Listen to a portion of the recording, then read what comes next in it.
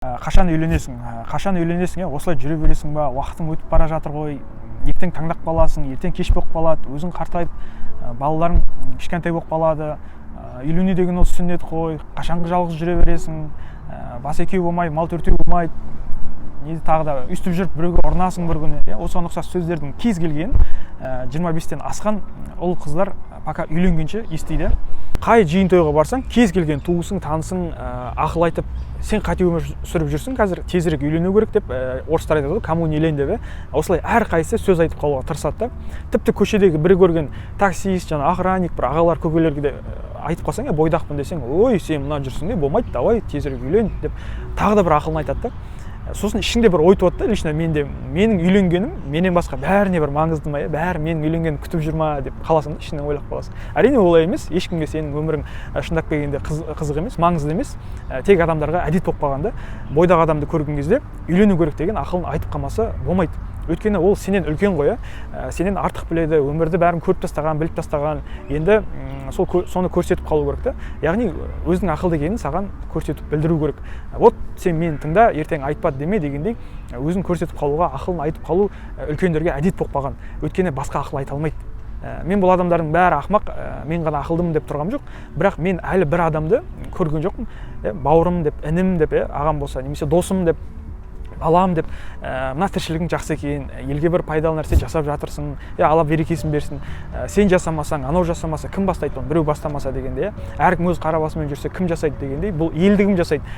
Давай бізден бір көмек болмаса да, біз қарсы емеспіз, біз дұға етіп қоямыз деп, бір адам айтқан емес, болмаса осылай бір бизнес ақша деп, ақша қуып кетпей, дүние қылмай жігіттер, біз еліміз бар, ер адам ел үшін туып, ел үшін өледі, сондай сөз бар емес пе? Елде қаншама проблемалар бар, қаншама ажырасу бар, жемқорлық бар, парақорлық бар, экология бар, туризм бар, бизнес, халықтың білім деңгейі, жалпы білім саласы, жұмыссыздық деген нәрсе бар. Осы проблемалардың бәрін шешуіміз керек. Әркім өз саласында.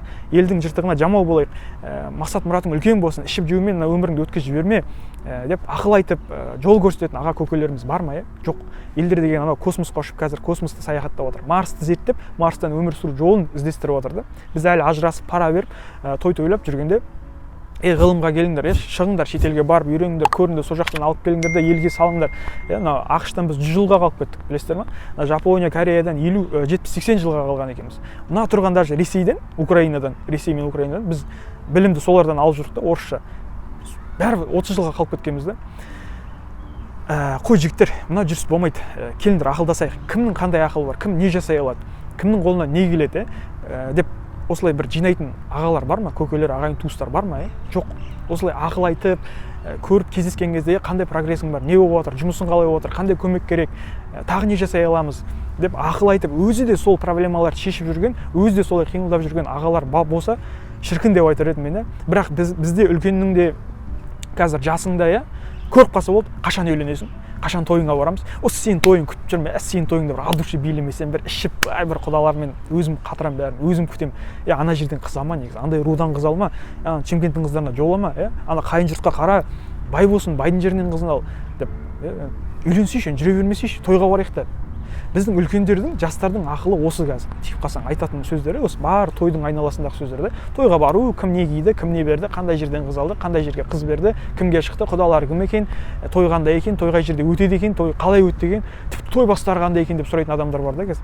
Той қазақтың қазынасы, той қазақтың той бітпесін деген жақсы сөздер бар ғой. Бұл сөздерді көбіне тойға шығып ақша тауып жүрген әнші бишілер мен кафе ресторанды ашып тастап, джип мініп, шырт түкіріп жүрген адамдар айтады. Болмаса істейтін түгі жоқ. Жұмыс пен үйдің арасынан басқа ешқандай бір қызығы қалмаған, өмірі сондай бір қызықсыз, бар қызығы сол аптаның соңында бір тойды күтіп, сол тойға барып, елді сынап, жеп, ішіп, тойбастар алып, столдан қалған тамақтарды пакеттерге салып, үйге әкелуден басқаны білмейтін қара халық қана айтады да, қазақтың тойы бітпесін деп. Ал жұмысы бар, қызметі бар, елге жаны ашитын бір кәсіп қылып жүрген, бизнес жасап жүрген, бірді екі қылам деп жүрген, білім алып жүрген адамға бір сарынды, жаттанды, ешқандай бір қызықсыз уже банальный дейді ғой, бір тойдан шақырту келген кезде оның жүрек айын давлениесі көтерілетін сияқты, мне кажется. Апта сайын ананың тойы, мынаның 40 жылы, асы, 40 жасы, 50 жасы, осының бәріне тегін шақырмайды ғой. Мен ақша тауып кәсіп қылам ба, әлде тапқанымды осы тойға берем ба деген ой, негізі есі дұрыс, нормальный адамға келу керек та, осындай ой. Шақырса шапқылап, деп аттанып жүгіре беріп, қарызға ақша алып, займреден ақша алып, кредитке ақша алып, тойға барып шашылып сторис салып қазақтың тойы бітпесін деп жүре беру, мне кажется, уже қазіргі заманда ненормальный сияқты адамдарға ше. Той жасалмасын деген сөз емес қой, мен айтты екен деп ешкім той жасамай қоймайды ғой. Бірақ осыны көріп отырған, осы видеоны естіп отырған бір жас бойдағы адам, қой, мен осы елде туылдым ғой, мен осы елдің азаматымын, қазір ақылмен, мимен соғысатын заман деп жүргенде мына Ресей Украинаға не істеді, бомбалап танкпен кіріп келді. Демек біздің елге де ондай, біз елде ондай ешкім не застрахован дейді орысша айтқанда, бізге де келу әбден мүмкін ондай қауіптің да. Егер бір адам қаласа болды да сол соғысты, Құдай сақтасын. Немесе карантин болды, бәріміз үйде қамалып отырдық. Сол кезде той тойлап жүрген әншілер қайда қалды, бишілер қайда қалды, блогерлер қайда қалды. Өткендегідей Құдай сақтасын қаңтар оқиғасы қайталанып жатса, кімге керек сен тойың, әншің, бишің? Әрине жамандық шақырмаймыз, бірақ қазір үйленсейші деп тойға баруды ойлайтын үлкендер қалып, енді жастарға да жұқты ғой ол ауру, бұл дерт. Үйленгісі келген жастардың өзі тойға дейін ғана ойлайды да. Көбісі той қалай өтеді, сторис қалай, лав стори қалай түсіреміз, құдалардан ұят болмасын, той бастар, жаңа қыздың артынан не келді, қызға не берді, жігіт қанша берді, қалың малы, көйлек қандай киеміз, қандай киім киеміз, кімді қандай әншіні шақырамыз, биші келеді.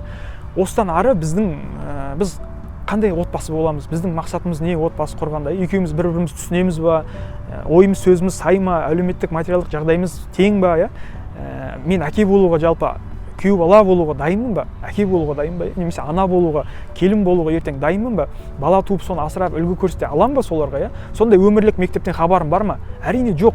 Осындай маңызды мектепте үйде айтылмайтын тақырыптарды қай ата-ана, қай ата-әже қазір насихаттап, үйінде айтып жүр, елге шығып айтып жүр. Ал біреу өйстіп айтып шықса, өй, бәрі ақылды болып кеткен, қазір бәрі психолог, өзіңе қарап ал, бүйтіп ал, сөйтіп ал, сосын ажырасып алимент төлеп жүрген екінің бірі да. Өтіріктеп көріңіз. Мен негізі үйленуге қарсы емеспін, ол әркім ақылы мен шамасы жеткен кезде біреу асығып, біреу кешігіп, біреу дәл уақытында отбасын құрып жатыр. Бірақ сен ерте үйленсең бақытты боласың деп ешкім айта алмайды. Тура сол сияқты сен кеш үйленсең сен бақытсыз боласың деп айта алмайды. Жалпы өмірде қатып қалған бір қағида, өзгермейтін бір статистика жоқ та, бәріне бірдей жұмыс жасайтын да, бәріне бірдей әсер ететін адамдардың бәріне бірдей жұмыс істейтін правила жоқ. Тура сол сияқты шектеу де жоқ. Шектеу жоқ дегенде бұл харамға кіріп кетіп ондай шектеу емес. Айтқым келгені менің мазамды алатын артық сұрақты, яғни осы қашан үйленесің деп, осы тойдың айналасын, үйленудің айналасындағы әңгімелерді тоқтаса екен деген сұрауым бар да. Расымен ол шын жанашырлық емес қой, маған жанашып соны айтып отқан жоқ олар. Жай ғана әдет болып қалған, немесе өзінің бір жеке бір мүддесін, ойын көздеген адамның сөзі ғой бұл. Шын жаныңыз ашса, осы бала қатынсыз қалады-ау деп бір шынымен ішінде уайымыңыз болса, онда тауып беріңіз қыз, маған. Өзіңіз ойлағандай әрекет қылыңыз, сөзбен ора бермей. Бірақ сіз олай жасамайсыз ғой. Өйткені ол оған уақыт құртып, оған басыңызды ауыртып, оған не керек? Не мои проблемы деген нәрсе ғой. Просто әңгіме болсын деп кездескен кезде айтып қалу керек та, обязательно. Үйлен, там жүре берме, бүйтпе, сөйтпе деген. Олай болса біреудің мазасын алмай, өмірін шұқыламай, артынан сөйлеп өсек ғайбатқа кірмей, өз өмірлеріңізді реттеңіздер. Егер сіздің отбасылық өмірлеріңіз өзіңіз ойлағандай идеальный болса, онда сіз айтпай-ақ, басқа айтпай-ақ, мен де қызығып, басқа жастар да қызығып, сізге қызығып, отбасын құруға тырысатын болады да. Сіздің өміріңізге қызық та. Ал өздеріңіз ырың-жырыңда жүріп, ажырасу, ұрысуда жүріп алып, біреуге ақыл айтып, оның не керегі бар да? Өз проблемаларын шешу керек қой адам деген. Үйленуге ең ыңғайлы уақыт ол сенің ойың, сөзің, өмірге деген көзқарасың, ниетің бір жерден шығатын.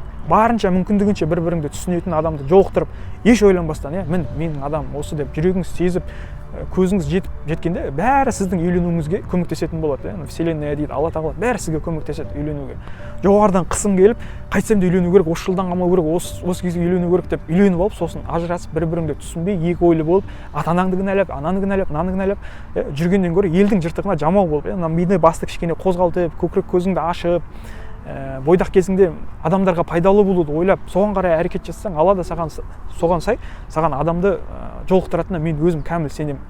Барлығын Алла тағала жұбымен жаратқан. Тек сен өзің теріс ойлап, теріс бір қылықтар жасап, теріс әрекет жасап, өз жолыңды өзің жауып жаппасаң, Алла сені ешқашан жалғыз қалдырмайды. Алла тағала бәрін жұбымен жаратқан. Сондықтан мен үшін үйлену ол өмірде ең бірінші орындағы маңызды бір мақсат емес. Әлемде одан бөлек қаншама ел бар, қаншама жер бар, қаншама проблема бар, қаншама жұмыс бар. 8 миллиард адам бар әлемде. Соның ішінде сен ғана жалғыз жүрген жоқсың ғой. Сенің де тең сені іздеп саған қарай келе жатыр. Тек уақыты келген кезде жолғасың. Сондықтан бойдағы екенсің, ол уақытты тиімді пайдалан. Той тойлап, әнші блогердің ырың-жырыңның өмірін қарамай, мүмкіндігінше ғылым білімді қолға ал. Технология ойлап тап, мықты болсаң, алматының ғана пробкасын шешіп таста, смогты алып таста. осындай нәрселерді шеш, мықты дәрігер бол. Шетелдіктер бізге келіп емделсін, неге біз шетелге барып емделу керекпіз? Біздің көлік неге шықпайды? Біздің көліктерді неге әлем мінбейді? Біздің елдің құндылықтарын керемет осындай тәрбиеміз, дәстүріміз неге елге көрсетілмейді әлемге? Бізде неге Илон Маск шықпайды? Бізде неге Джек Ма шықпайды? Неге әлемдік аренада сөйлейтін Тони Роббинс жоқ бізде, да, мысалға? Неге Конор Макгрегор бізде жоқ, да, мысалға, да? Міне осыны ойлады, үйленіп, той жасап, бала туып, қайтсам үй алып, машина алып, еще оны ипотекамен кредитке алып, соған біздің миымыз солғанға жетіп қалғанда, одан артыққа ойлай алмаймыз. Ал егер үйленгеннен кейін соң, онда дұрыс адамдар тыңда. Онда дұрыс адамдар тыңдап, осы айтылған проблемаларды шешетіндей мықты әке бол, мықты ер азамат бол, ол қызыңа үлгі бола алды. Ал ондай боламайды екенсің, онда сенің үйленіп, бала тудырып, оларды тура өзің сияқты тәрбиелеп өсірсең, одан не пайда, да? Құр адамның санын көбейді. Шамаң жетіп тұрып, өз нәпсіңді тыя алмай, тоя алмай, үйленбей жүрсең, әдейіге, ол енді қате. Ал енді басыңды пайдалы іспен қатырып, үлкен істердің бір басқасына табылуға ниет қылып, соған әрекет қылып, өміріңді адамдарға пайдалы етіп өткізіп жүрсең, сол кезде үйленетін адамды кездестіре алмай жатсаң, таныса алмай жатсаң, үйленгің келіп ақ жүр, бірақ белгілі бір жағдайлар мен себептерге байланысты үйленуің кешігіп жатса, онда ол басқа әңгіме, да.